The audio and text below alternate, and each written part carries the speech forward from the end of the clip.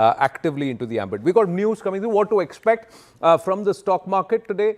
We are learning from Money Control. There he is, the managing editor is sitting next to us. We'll get him to elaborate on it. That equities are expected to open on a stronger note during a special trading session ahead of Sunday's union budget, as investors await signals on growth support through government capital expenditure and potential relief for export-focused sectors affected by higher US tariffs. So we'll come to tariffs after this. So 9 a.m. when the markets will open, some surge is expected with hope.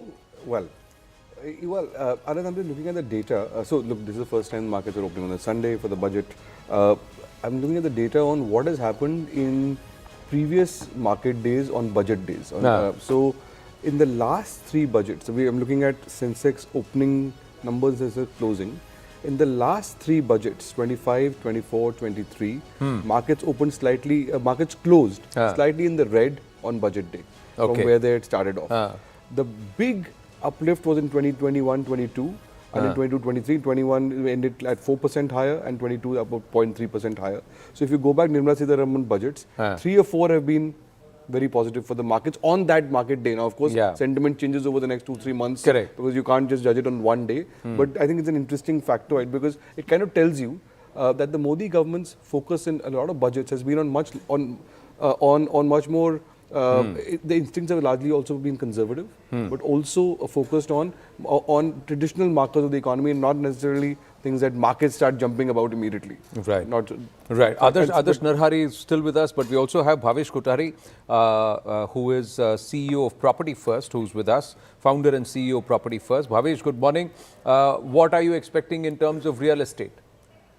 Good morning, sir. So, as you know, real estate gives around 8% to the entire GDP, and it contributes to at least 10 crore jobs, directly or indirectly. So, the finance minister needs to relook.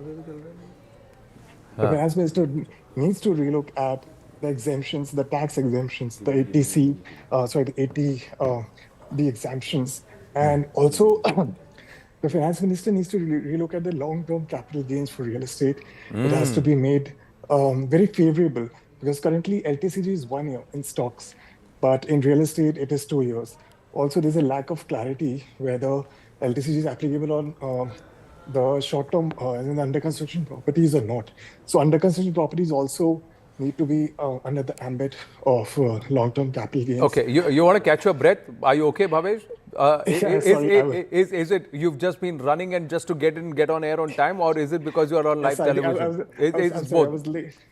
Yes, I was late, so I was just running to catch up to the television. Sorry. All right, so catch your breath. We have also got some chai here into the studio. Pani baad mein aayega. Chai pani saath mein karte hain, to fir then the connotation is very different. So and it's not healthy to have chai and pani together. So one after the other. That's